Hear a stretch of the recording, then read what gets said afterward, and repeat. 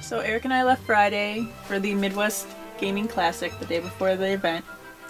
And everyone knows that in Chicago on the highways, there are two seasons. There's winter and then there's construction. And of course we hit construction now that winter is over, thank God.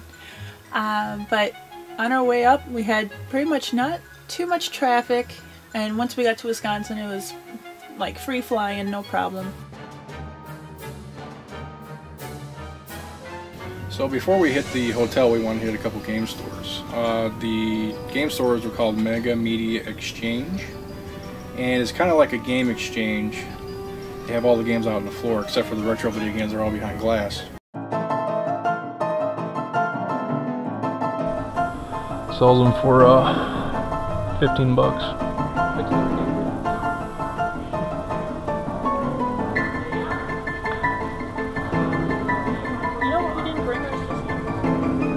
It's alright.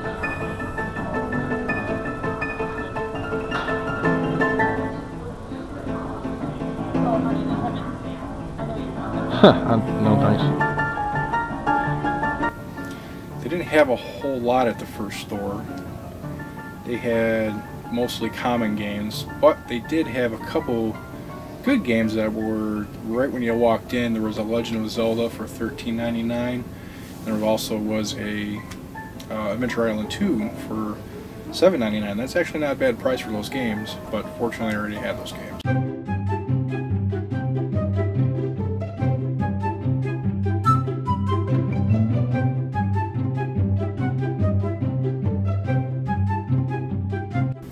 So after that Mega Media Exchange, we went to another Mega Media Exchange, which was kind of near the hotels in Bloomington. No, not Bloomington. Can't think of the... Is it Appleton? Oh, not Appleton. Brookfield. Brookfield. It's just like the Brookfield Zoo we have here in Chicago. So it's Brookfield, Wisconsin, the Mega Media Exchange. So we go in there, and they actually had a little bit more of a selection, but holy cow, were their games expensive. There was a $13.99 Super Mario Duck Hunt World Class Track Meet. $13.99 for that game? Come on. Really? It's a $5 game at that. They also had a Chrono Trigger, which was $100. I don't even think that's what it's worth. I think it's maybe like 70 or 80 bucks right now. But $100, just a little too high. Pretty much they just had common stuff there too, other than those two rare games, but nothing that we picked up. So we get to the hotel and the room is very nice.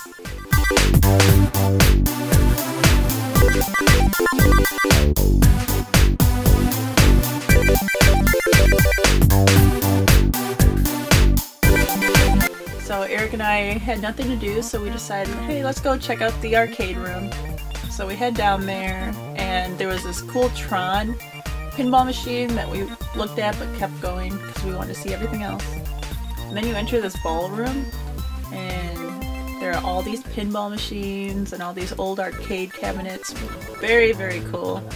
And there was this one all the way in the back. It was a Predator pinball machine, and we were talking with he wasn't the owner, he wasn't the maker, he was, I think, just the salesman. Very nice guy, and he was just explaining about how this was like a limited number, but it was such a cool, it was such a cool pinball machine, but it was only limited to 250 people, and it was already sold out by that time. But it was really neat how there was this effect where, of course, when you die, these black lights just come on and you can see the Predator face right in the middle. It was pretty cool. So after the pinball arcade fiasco, we tried our way down to the vendor hall. Now I don't know if we were supposed to actually be there or not. We weren't getting yelled at anybody, but we saw some of the vendors setting up, and me and Mo were just looking around and see if we could maybe pick up something. It looks like there's a couple other people making deals, so I thought it was okay. So we looked at this one vendor who had quite a few games, and we got the talking and everything, and he seemed like a really nice guy, and he was asking us if we were interested in anything, and he had a Miracle piano. I wasn't even paying attention, and he just kind of pointed it out. I was like, oh, Miracle piano, complete in box, and the box was really nice looking, and he said it was complete, had everything in it. And he said, you guys been talking here for 20 minutes, you know, I'll give you a deal on it. So I was asking $130 on it, so I'll give you for $100. $100 is a pretty good deal on the complete box Miracle piano, because I know that just the chords themselves, they go for like 30-40 bucks, and the piano itself maybe 20, and then you got the gain, styrofoam, and box, you know. So it's definitely, I want to say, over $200 that the Miracle piano cost. So I didn't even counter off it. $100 was good. Gave it to him. Got the Miracle piano complete box. We interrupt this program to bring you a special message from Toy Tony. Oh hey guys, Toy Tony with a toy tip of the day for you. Hello toy fans, today we're talking about Teen Titans, the toy series based on the cartoon. These came out by Bandai in 2004. As you can see here, there's many different versions of the figures available. You have the 3.5-inch figures, 5-inch figures, you even had 10-inch figures that were available in the line, as well as multiple plushes, and even this Titans T-Robo, which I nicknamed the Titans Megazord.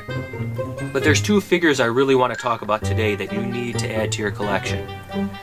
It's this Raven right here, and this Terra right here. Now as you can see, this is the common Raven as she's based on the TV series. She's got her purple cloak, she comes with a cinder block figure right here. But this white version is based off the season 4 episodes where she fought her father Trigon. This figure loose runs for about 20 bucks, and to get her sealed with cinder block is going to cost you about $45 to $50. This Terra here, as you can see, she has a white costume compared to this version, which has the steel kind of colored coat. Now this version was the first one available in the toy shelves, which they later switched to, of course, the steel version as seen in the series. This version here, sealed, is going to run you about $30 to $35. Loose, 20 bucks just for her. As compared to this version, is roughly only worth about $8. And each version of these Terras would come with the apprentice version of Robin. Alright toy fans, for my last Teen Titans toy tip, I'm going to show you the evolution of the series of the figures. As you can see, the series had better sculpts as the line continued on. If you look at the first Terra and the second Terra, especially in the head sculpt, you can see vast improvements. Again with the 3 Ravens, you have the first edition, the second edition, and the third edition, which has incorrect hair color, because in the series she's got purple hair and in the toy she's got black hair, which, you know, that's just a toy nerd fact right there. What's interesting is some of the earlier figures like this version Raven and this version Terra can actually sell for more when they're sealed, because they're not as common in the toy trade as the later editions. These ones are the ones you're more likely to find at toy shows, garage sales, stuff like that, which is unfortunate that the sculpts finally started getting better towards the end of the line when it was getting canceled. That's my toy tip of the day. See you in the toy aisle. We're going down to this one vendor. Urge. That's a good way. Okay, I had the urge to go buy more stuff. Or the instinct or something. So just right down the way from the guy who bought the Miracle piano, which I think was like a buddy of his or something, we got Uninvited, and I got that for $25, which is actually what, $7 under retail right now, which is a good deal.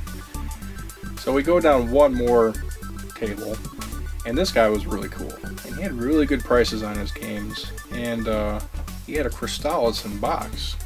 Didn't have the manual, but he had the box and just the game. I already had the game, but it was a really nice looking box, so I had to pick up the box. And he was only wanting $10 for it.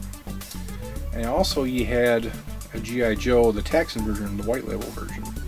So I was going to try to bundle up and get a good deal on it, and he did give me a good deal. He gave me both for 25 bucks. So I got G.I. Joe, which is a pretty good label. And I also got Crystallis in box. Up at the hotel, we went and met up with Merry Guy Gamer and the Retro Rewinder. There we go. And I don't know why I cannot say that, but we met up with them at their hotel room. And Retro Rewinder, or Trevor, he had this box of games that he said, go ahead and look through what you want and take what you want. So I'm like, okay. So I was like the first one to dive in, and I saw a Turtles box, and he did have the game, but I felt bad taking the game and the box since I already had the game. So he did give me the box of the Turtle game. So thank you so much for this. So that's my complete. And then there was also this Legends of the Diamond. And this, he had the box and manual, plus the game. So thank you for letting me look at all your games. I was tempted to take more, but I felt greedy, so. There's just a lot of YouTubers in there, and it's just awesome hanging out with them. They're really nice people. There's TJ, who is, half of the room is his, along with Retro Rewinder. There's Business, 17, Justin and Ryan. There's Cody Phillips. There's Rob, the Retro NES Hunter. There's also the Survival review and Collecting Retro. And I didn't want to name their names just because I don't know if they want their names mentioned. But they're all just really awesome people. We're all playing Super Smash Bros. On N64, and I just suck at the Super Smash Bros. I think I've only played it once, so I wasn't the greatest at it, so I got my butt kicked. As they're sitting there, Justin from Business 17 was giving out free games, Game Boy Japanese games, and he just gave me a stack and said, here, pick one.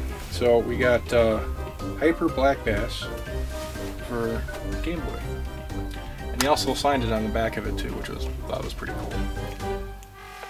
So we were having a blast, and Eric and I decided that it was time to go. It was about 2:30 in the morning because we wanted to be on time for the opening of the vendor tent.